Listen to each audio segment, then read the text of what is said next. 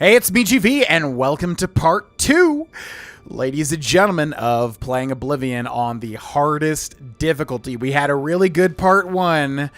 I'm honestly a little taken aback by how well we did. It may not seem like much, but trust me, man. I mean, if you're playing on keyboard and mouse, like, you know, there are some benefits because, you know, you're just a little more accurate. But the thing is, like, your cursor moves so fast. So, yeah, it's like you got to be very accurate with those fireballs, you know? But anyways, welcome to part 2, folks. Okay, we got to get out of the tutorial tunnel here. We are meeting back up with the Emperor and his guards. And they're going to be weird about it. They're going to be weird. Now, one of the things is, like, if they're going to do stuff, we're going to let them do stuff. If they're going to fight these agents, we're going to let them do it. No, he is not one of them. I am not. He's right. He can help us. He must help us. Thank you. This guy gets it. They cannot understand why I trust you. They've not seen what I've seen. How can I explain? Listen, you know the Nine, how they guide our fates with an invisible hand. Now, this is always an interesting roleplay moment for me, because, like, do we play a character that's religious? Do we not? I mean, technically, in the Elder Scrolls, like, the gods exist. The Aedra and the Daedra literally do exist. It's not a matter of, like, you know, going off of faith or anything like that. Like, they're you can see them and do things, right? So it's not as hard of a question as, like, I don't know, somebody in a making a character for a world where religious entities are more obscured, if that makes sense. So anyways, the Nine guide and protect us. I'm not on good terms with the gods. I don't know. I don't think about it. You know what? Yeah, we're going to make this guy a little bit of a suck up. I kind of like that idea. The Nine guide and protect us. I've served the Nine all my days, and I chart my course by the cycles of the heavens. The skies are marked with numberless sparks, each a fire, and every one a sign. I know these stars well, and I wonder which sign marked your birth. You know, I really like this about Oblivion, that kind of character creation is done as you're going through the tutorial tunnel. You know, over time. Like, I like that you have to keep revisiting it. That to me is really cool, actually. You kind of get to use different skills and kind of see what you want to do. Okay, so big shout out to a Redditor called Bowhunter2525. If you ever see this, thank you, because Bowhunter2525 had a couple of comments that really gave me good ideas for what type of character to make in order to get us through the hardest difficulty in Oblivion. So, according to Bowhunter2525, we want to be going for the warrior class, which hurts me because we're playing like a mage, and it hurts me to have the warrior class as our sign. But it's more so the challenge with this playthrough, not, you know, making the perfect role-played character. So, the warrior grants a bonus of 10 points to your strength and endurance. And endurance, I think, is what we want here. I don't even think strength matters, but endurance is huge. Oblivion does it in a really weird and silly way where your endurance, like, the more you increase it at the start, it's stacking, you know, it has stacking health benefits throughout the playthrough. So the point is, you really want to have endurance, like, ASAP early. So we're going to go with the warrior, which doesn't make much sense because we're a mage, but that endurance is largely important. So let's do that. Are you sure you want to be born under the sign of the warrior? I mean, I would love to be a mage or the Atronach or anything, but yeah. The signs I read show the end of my path. My death, a necessary end, will come when it will come. What about me? Your stars are not mine.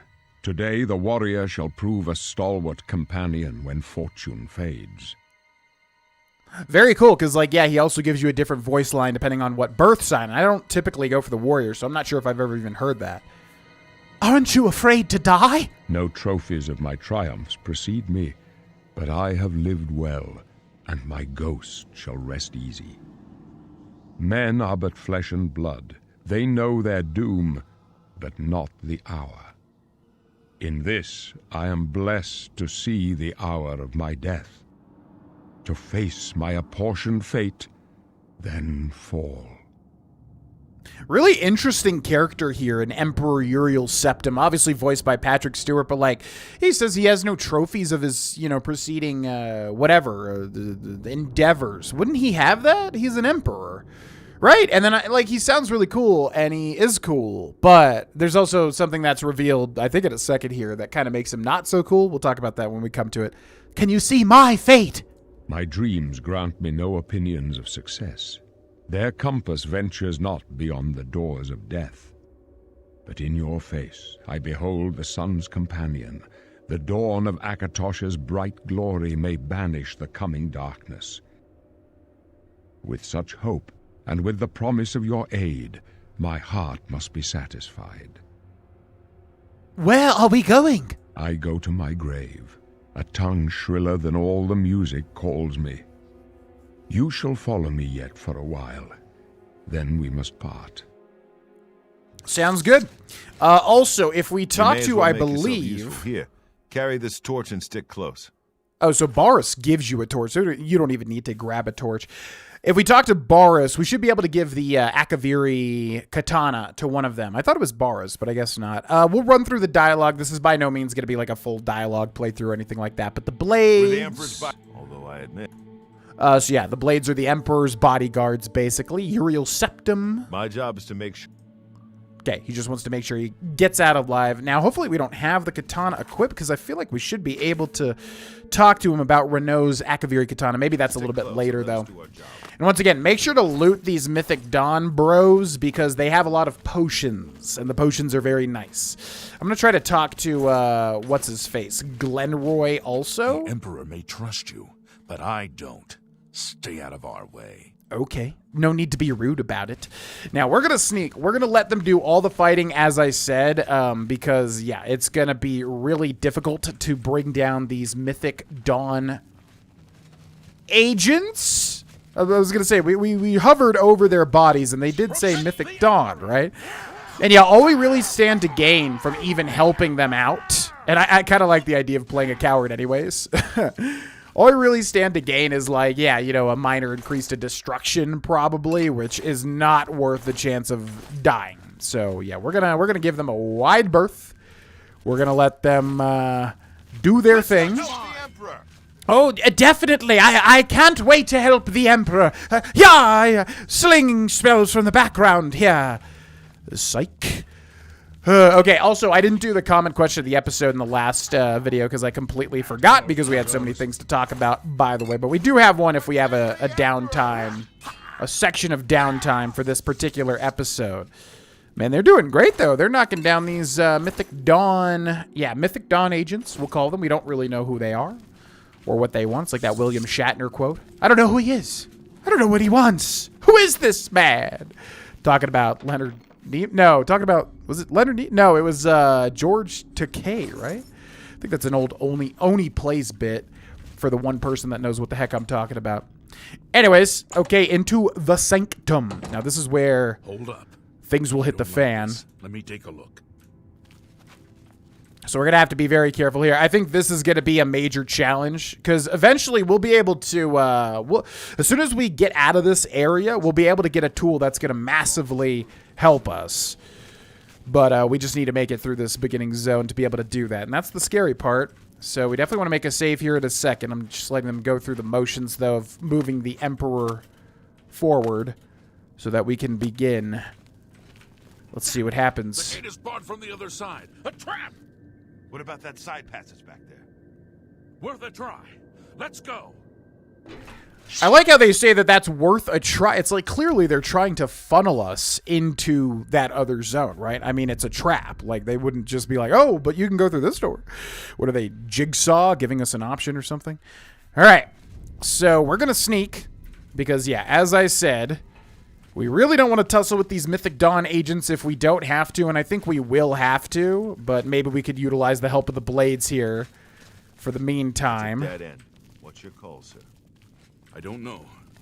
I don't see any good options here. They're behind us. Wait here, sire. Wait here with the Emperor. Guard him with your life. For you thought the we'd go down Emperor! easy? Okay, so I think this guy is actually going to rush us, which is terrifying. Our best bet. Oh my god!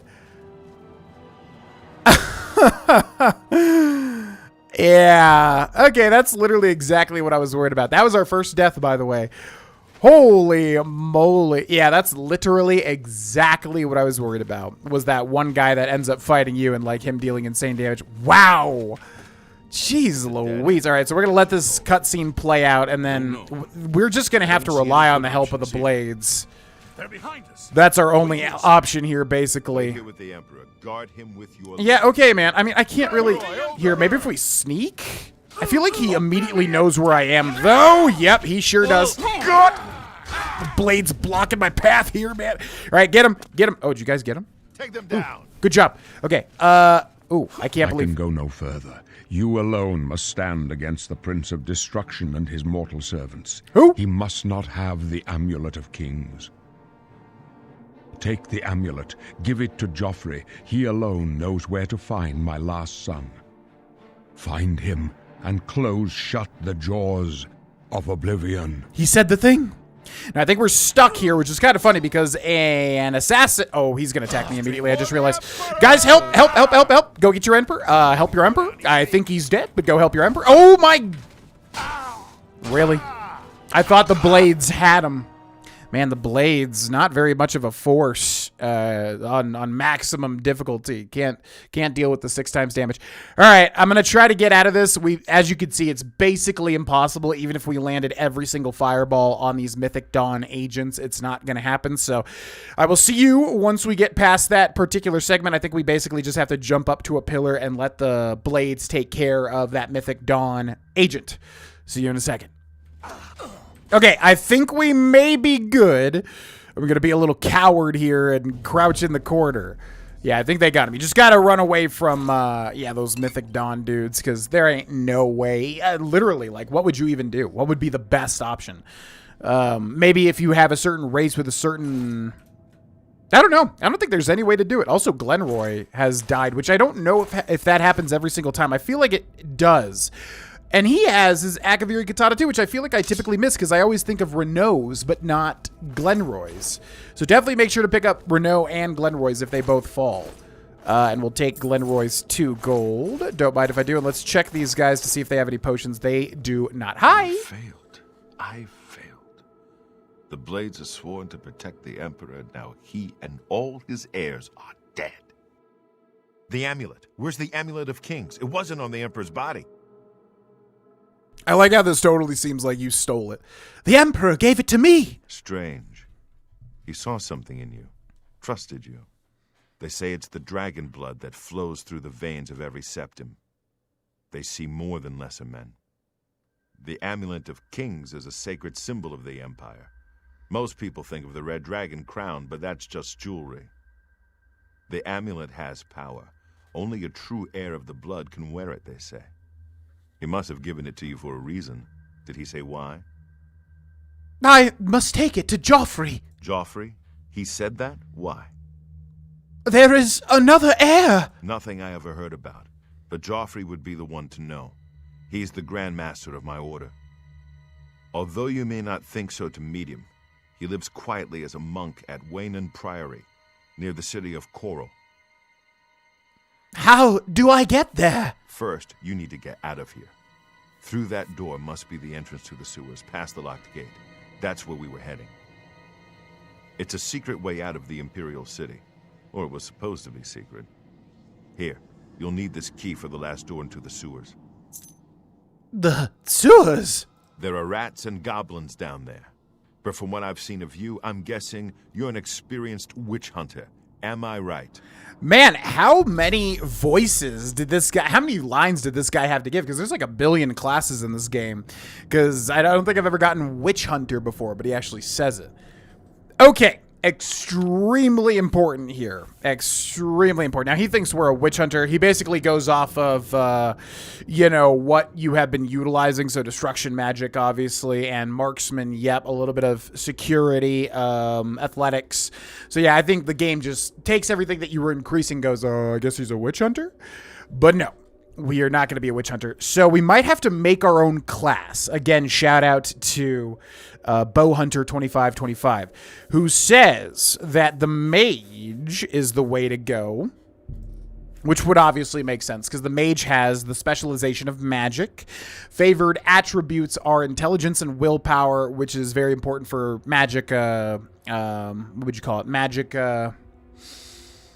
control? No, magic. The word that means to balance it, to have it be in control. I literally can't even think of it. You know what I mean?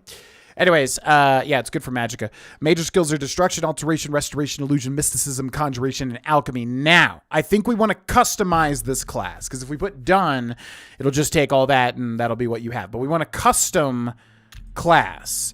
Choose your special... oh, okay. So do I have to, like, remember all of these? Because I wasn't sure if you could edit the mage class. But, yeah, we definitely want magic. So specialized skills get +10 and increase faster. Allows you to progress more quickly in alchemy, alteration, conjuration, destruction, illusion, mysticism, and restoration. So if we do that, and then we can yeah, this is important here because what we want to go for is strength and endurance. So I guess strength is important, but I'm not really seeing why that is because we're not going to use a lot of blades. Maybe it's for marksman? But no, I don't think that's dexterity, right? Or not dexterity, it's agility or speed. Anyway, so if we go strength, how much you can carry, how much fatigue, how much damage you can do with melee weapons. So I wonder why this is important, because I did a bunch of research, and yes, strength and endurance as bonuses came up.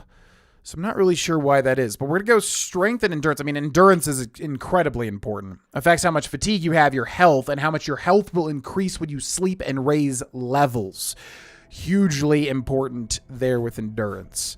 So we're going to press OK, and then we have 7 major skills, which all start at 25, which is apprentice, which means you also get a perk, because how Oblivion works is every 25 points in a skill, you get a perk. So 25, 50, 75, 100. So we are going to go with conjuration, which will be huge. And I've got all this written down to my left, which is what I'm looking at. We've got mysticism, which is absorbing, reflecting, dispelling magic, moving objects, sensing life, bind souls. We have got destruction, which is my favorite, personal school of magic. Obviously, things to destroy. Elemental damage. We've got illusion. Charm, conceal, create, light, silence, paralyze, command, or affect morale or aggressiveness. And then we've got alteration. Basically all the schools of magic, pretty much, which Oblivion has one extra than Skyrim, I do believe, because they did cut out one of them. I forget which one. And then we have got acrobatics and sneak. Acrobatics for jumping and moving, which actually affects how your character moves in Oblivion, which I've always liked. And then sneak, of course, because we need to be stealthy. Enter a name for your custom class. What do we got for this guy? The Breton, who needs to conquer the hardest difficulty. What's another word for, sorcerer. Because I'm actually about to play a sorcerer in Dungeons & Dragons in real life. I'm going to go for I think it's spelled sorcerer? Right? Sorcerer. I believe it's that, yeah. Boom. Create sorcerer class, yes. Select a class, then you have to reselect it. Oh, that's funny. There was already a sorcerer class. I was wondering because, sorcerer is, obviously a common RPG thing. So how does this one differ? I'm sure the major skills kind of switches a little bit. Also, favored attributes, yeah. So we're going to go with ours here, which is this one. Just double check. Yep, should be good. Done. Yes. I wasn't far off. In any case, rats and goblins won't give you any trouble. After the sewers, then what? You must get the amulet to Joffrey. Take no chances, but proceed to Wayne Priory immediately. Got it? Yes, I understand. Good. The Emperor's trust was well placed.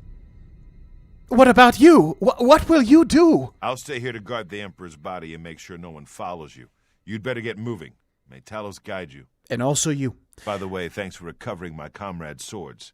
I'll see that they are given a place of honor in the halls of the Blades. Oh, interesting. Yeah, he said my comrades' swords. Yeah, because that's really weird. I always know about Renault's katana, but Glenroy, I feel like, I don't know if he dies every time. I feel like he does because you just talked to Boris here. Anyways, point is, make sure to get both katanas. You do get something later on, I do believe, for doing that. So this is all DLC. Horse Armor, the classic. We're about to get like a whole bunch of DLC messages, I do believe. Dunbarrow Cove, the Thief player home. Also, if we try to loot Emperor Uriel's Septum, he says, no, you don't do that. We're going to agree with him there. Okay, now we just got to make it out of the Tator Tunnel. This dungeon is so large, which makes sense. I mean, I don't know. It's weird. Every time I go through Oblivion, I feel like I always think it's short, and then I'm surprised at how much longer it is than I remember. But anyways, okay, we're almost out into the world proper. We just have to be very careful. And obviously, I mean, we could just run through. You know, nothing's stopping us. If you've ever watched a speed run of Oblivion, like, yeah, you can, you know, you can just run through the entire thing if you really want to. If you're a high elf, you get the most speed, I think, because literally it's based on how tall you are. Mehrunes Razor, weird DLC. Very weird kind of one-off dungeon delving DLC. Kind of an interesting one there. Frostcrag is the wizard's home. I'm sure we'll... Oh, we'll actually most likely definitely use that in this playthrough. Deep Scored Hollow, the evil player home, which is interesting. Battlehorn, the fighter or warrior player home. So these DLCs are just randomly popping up because we have all of them installed. All right, so goblin and a rat. Now, if we hit one, they're both probably going to aggro. The rat is going to be easier to kill, so we want to focus the rat as soon as it turns this corner. Ooh, that sucks. Okay, so kill the rat first. That really sucks. He just kind of jumped in and blocked his friend. Okay, rat down. Good. All right. And then, again, the terrain. Hugely important to use the terrain. Wow, we're actually not taking any damage. Why is that? I definitely did not go into the settings. Why would we not take any damage there? The rat probably would have dealt more damage to me. Why did that goblin deal such little damage? Because, I mean, that's good. But we don't have any... Oh, you know what? It's because all of our skills increased. I guess. But only the ones that we took for our major skills. Right? That's interesting. Because, yeah, the, you know, destruction and everything would have raised to 25. Ooh, which I wonder, does that mean we get new spells? I always forget how this works. We do get new spells. Oh, ho, ho. Yeah, by the way, I'm playing real-life Dungeons & Dragons, so, like, so much stuff looking back on D&D is like, wow, it all makes sense. Like, you level up, you get spells, you unlock new spells, just like in D&D, you prepare your spells. So, yeah, we have... Oh, my... Oh. Okay, I did not realize we would get this stuff. Now, I think we get these different spells because we took that class and it immediately gave us 25 in all the things that we took, right? Restoration, whatever. So, oh my gosh, I think I actually messed up. Yeah. That's fine. Shoot. So I think there was an optional thing to switch restoration with acrobatics. We took acrobatics. I think restoration probably would have been better. But we'll roll with it. Oh, we can change it at the very end, can't we? Thank you, Bethesda.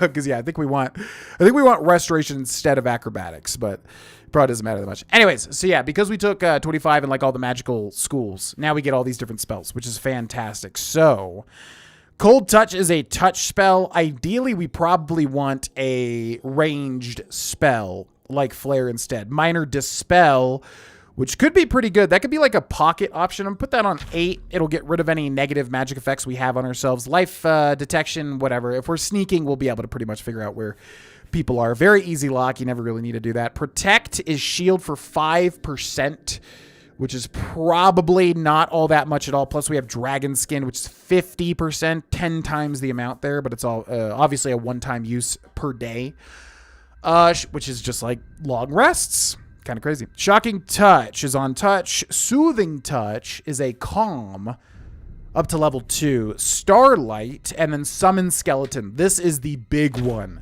This is the big one. Summon a skeleton for 40 seconds on self. Turn Undead will make Undead turn and run away from you. We'll put that there. And then let's go to weapons and find that bow. And we'll put the bow on 6.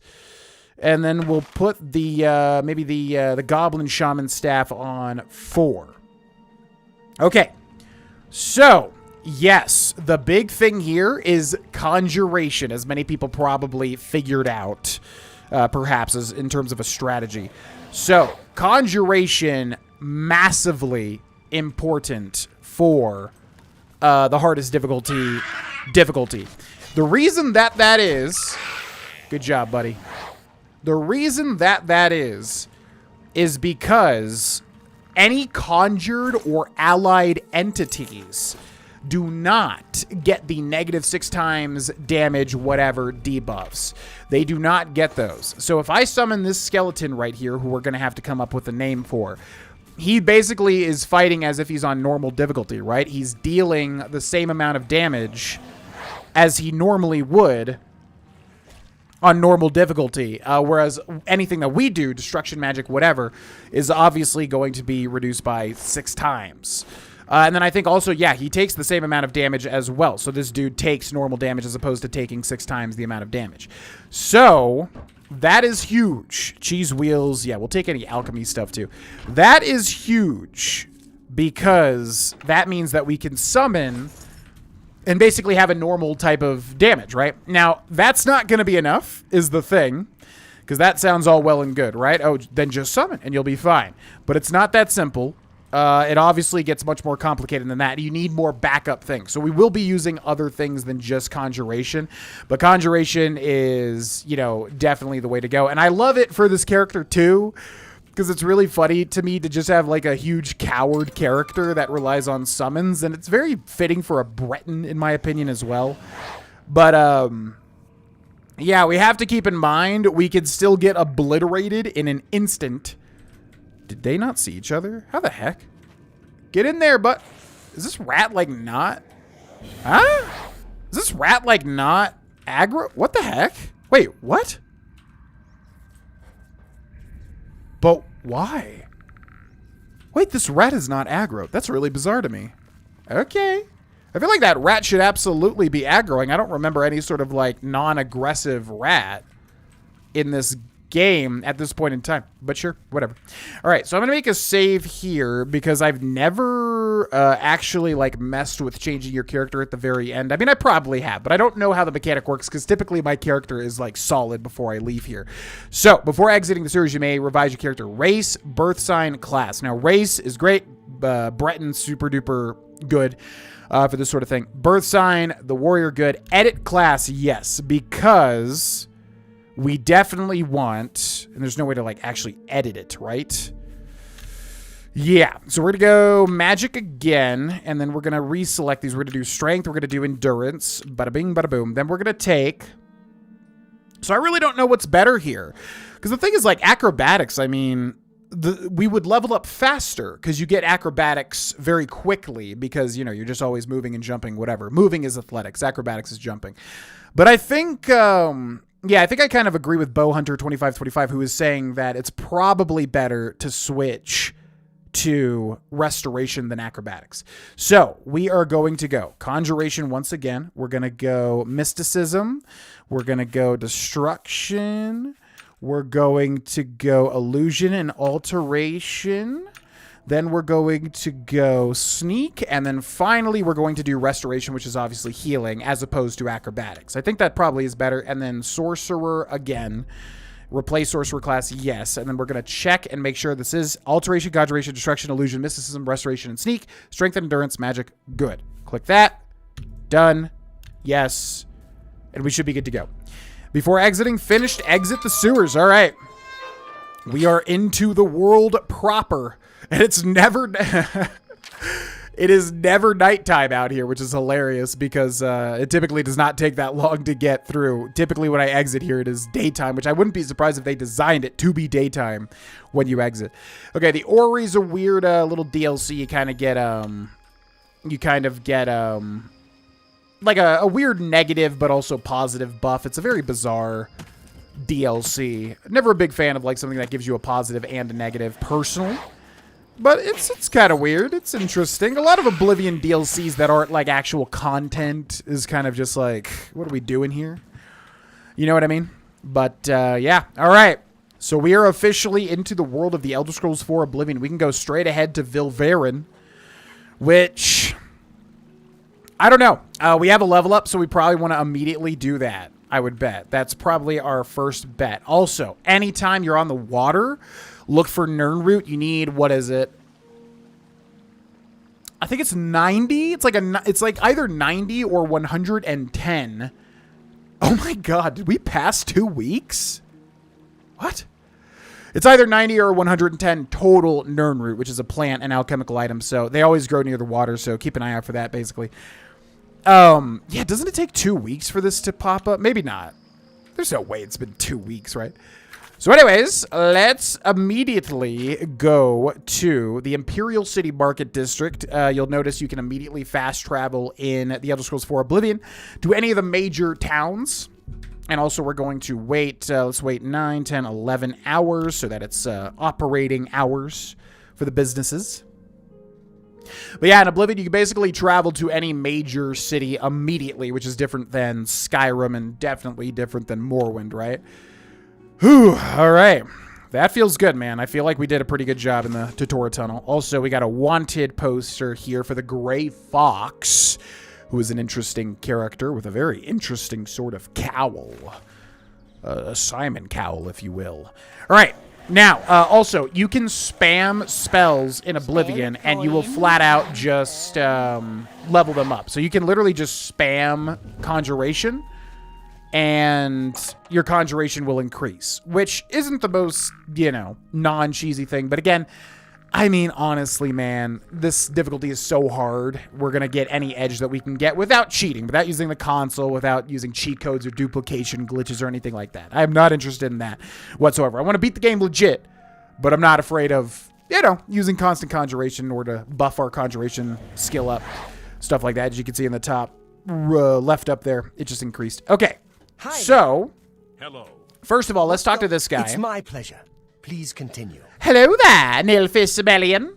So, this guy right here, the Merchant's Inn in Oblivion, is like your best go-to merchant ever if you have the DLCs. Because I think this guy is already in the game, but if you have one of the DLCs, I forget which one. I think it's Battlehorn Castle. Basically, this guy will become a merchant, and he's got like the best merchant setup ever, as you'll see in a second. But whenever you deal with somebody, especially merchant-wise, you want to go through their personality thing, okay? But we can't because his disposition is max. So we'll explain this later on, his little personality wheel here. So yeah, he's not gonna do anything there. So his disposition is max. So the reason this guy is so good at being a merchant is because he's got 2,000 gold.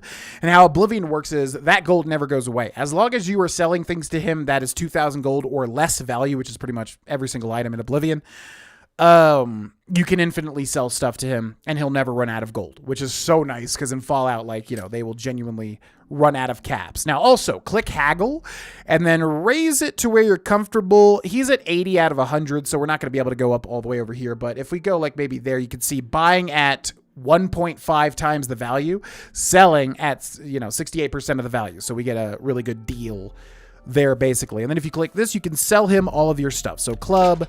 Yep, and then he'll refuse if the haggling bar is too high, so luckily that did not happen. Little trick as well, if you sell anything, like one time, for instance, these iron arrows, like 1 by 1, your mercantile skill will go up more. And that is because, like, Oblivion just takes it by the amount of transactions as opposed to the value, I do believe. So as a heads up. Now, we're going to keep the steel short sword, I guess. We're probably never going to use blade, which is what the skill is for that. And we'll sell these. And then what do we want to sell? We're not going to use armor, I guess, because it's really not going to matter. I think ultimately, mercantile skill increase, as you can see. Yeah, I don't think wearing armor is even going to matter at all, as far as I understand. It's better to have spell efficacy. A good So we're going to do that. And we're also going to keep the wrist irons. Bit of a rare item. I enjoy it. We'll keep a shield. Might help out. You know, could very much help out. A whole bunch of alchemical ingredients, scrolls and things. I don't think there's any use ever for the jewels except to sell. As far as I know. I think you basically always want to sell any sort of jewel thing. You got a... if I remember correctly. Also, we will get rid of a torch, even though it doesn't matter because they weigh nothing. And we should be good. Bear pelts, you don't actually need in this game. We'll sell that too. I think that's just a Skyrim miscellaneous quest, right? Okay, so now we have 257 gold. Thank you, friend. Your business. Thank you very much, my friend. Goodbye. Goodbye. Goodbye. Okay, let's talk to this guy. What? And we could probably do the persuasion wheel on this guy. Okay, so I'm going to explain how to do... Disposition max, really? Okay, never mind. When we can do this, I'll explain how it works, because it's very fun for me to explain how it works now, since I get this completely now. I require a bed, my good man. I do have a bed available for 20 gold a night. Would you like to rent it? That's a little high, because you don't get to keep it forever. Can we just go to a player home? We probably can. Definitely not Dunbarrow Cove. That's going to be horrendous. Definitely not Battlehorn Castle either. But Frost Crag? I feel like we could, but it might be better to level up first, honestly. Yeah, Frost Crag could be neat, actually. I think we'd have to... Or can you directly travel to it? I think you could directly travel to it. On second thought, my good man, no thank you. All right. Okay, bye. Take care. Okay, so yeah, we have a built-in player home, because back in the day, you would have had to buy these DLCs, you know, on... the Xbox 360 Marketplace, which I did. You had to buy Xbox Microsoft points, if anybody remembers those, and it was very weird conversion rates. And then you would have to buy the DLCs. So one of them was Frostcrag Spire, but obviously on Game of the Year edition in Oblivion, you do not have to buy that. They will come with it. Most likely, if you were playing this on Steam. I've arrived at Frostcrag Spire. I should make my way inside this curious but extraordinary tower. Yes, we got a gigantic mage tower. Something going on here. We have the key to open it as well. And inside, I've discovered a dusty tome within Frostcrag Spire. I should read it to learn more about this unusual structure. Okay, now this takes forever to read, so I wonder if we should read it. Or should we just get the synopsis? I guess I'll go by gut. After reading the dusty tome, I've learned that I can purchase everything I need to restore the space to its former glory from Orlinway at the Mystic Emporium in the Market District of the Imperial City. So I think this is crazy long, if I remember correctly. It's not that bad. Well, let me know in the comments section if you would like me to read pretty much everything. I've read so much of this stuff like so many times, so I would imagine a lot of people probably, know what's going on here, but... yeah, let me know in the comments if you want me to read everything, but I will slowly go through, so you can pause the screen if you would like to read what's going on with Frostcrag Spire. Feel free. So there we go. We're going to take that, and then...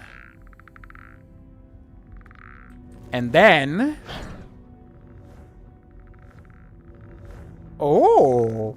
Yeah, so these things are all activated, which, do they even have anything? Huh. Maybe they activate in a second. So yeah, this is Frostcrag Spire, the mage home / wizard home / sorcerer home, which we're going to be. Hugely important, most likely, for this playthrough because you get the altar of spellmaking, which is huge in Oblivion. You can basically craft your own spells. Very, very, very important here because otherwise you have to join the Arcane University, the Mages Guild, and get up to the Arcane University to be able to make your own spells. Here, you could just do it early, but you do have to spend gold. You can also make Atronachs, and you can also enchant items as well. And then, if we go over here to the Frostcrag Spire Vault. This is just like basically a vault where you can store stuff, but you need to upgrade it in order to be able to get chests down here. And we're not going to have the money to be able to do that for a while. But then if we go to the living area here, this has a whole bunch of alchemy, and this is what I was talking about, the Nern root. You need about... either 90 or 110, I think, total of them. It's insane. I've recovered a sprig of nernroot, a plant ingredient this unusual must have value. Perhaps I should bring it to an alchemist and find out a little more about it. An alchemist can be found in almost every city in Cyrodiil. Yes, but we need to find a specific alchemist, which I know of exactly where they are. And also, you can kind of just run through here and grab all the different alchemical stuff. With Oblivion, there's like a chance when you loot something that you'll be able to get the alchemical ingredient. Otherwise, you won't. So we'll just run through and do all that. Frostcrag Spire main level and Frostcrag Spire, which takes you out to, like, the actual spire part. Okay, so you must have to... yeah, actually upgrade the bedroom then, it looks like, to be able to sleep, which sucks. So we're going to wait. 12 hours would be 8 a.m., 9, 10, 11, 12. Let's do that. Because I guess we need to use the bed. Is there no way to get a player bed? Is there really no way to do that? I'm trying to think. I mean, there's... Yeah, all the other places you have to pretty much either join a guild to get a free bed or you have to do some sort of combat thing, which right now, yeah, as usual, we need every advantage we can get to really tip the scales.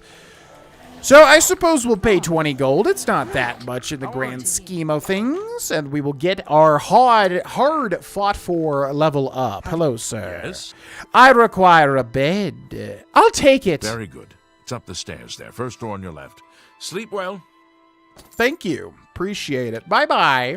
Farewell. Yeah, because obviously you want to get, like, you know, your own bed if you can, because you'll save money in the long run. But eventually 20 gold's not really going to be anything. However, here we go. The level up, and this is majorly important, so I'm going to make a save here as well. Should be over this one here. So leveling up, majorly important. We're just going to sleep for 3 days. Or for 3 hours. Majorly important in Oblivion for a couple of reasons. You have ascended to level 2.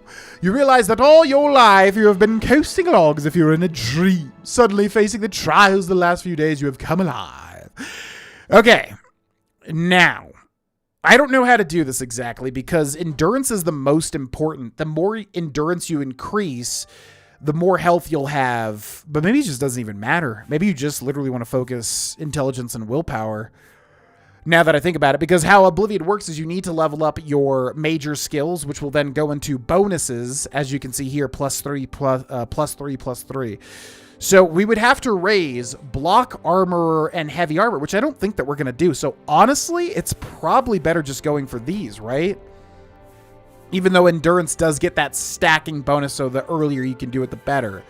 So I think we go willpower, how quickly you regenerate magicka, how much fatigue you have, governs destruction, alteration, restoration. We're going to go intelligence, your total magicka, and magic use, which I think is damage, alchemy, conjuration, mysticism. And then we have agility and speed. Your total fatigue, damage done by bows, security, sneak, and marksman, then speed, how fast you move, athletics, light armor, and acrobatics. So I guess we'll go agility. I mean, if we lose out on 1 point of endurance, it's not going to be the biggest deal. But we might have to just pump endurance, even if it's just 1 point, as opposed to getting the bonuses here. I don't know. I'm going to have to do a little more research there. Hopefully that does not completely destroy me. But anyways, that'll be where we end this episode. This is a heck of a lot of fun, man. I'll tell you what, because it's just so fun trying to overcome this challenge. So definitely let me know if you're enjoying this series in the comment section below, ladies and gentlemen. And friendly reminder, you can check out that Patreon for literally $1 that you can cancel instantly. You'll get a whole bunch of stuff, including the save files for my characters. And if you'd like to get these videos as soon as they go up, you can click join under the YouTube video and you'll get them as soon as they're uploaded to YouTube. Thank you very much for watching. Excited for the next episode, and I'll see you there. Bye.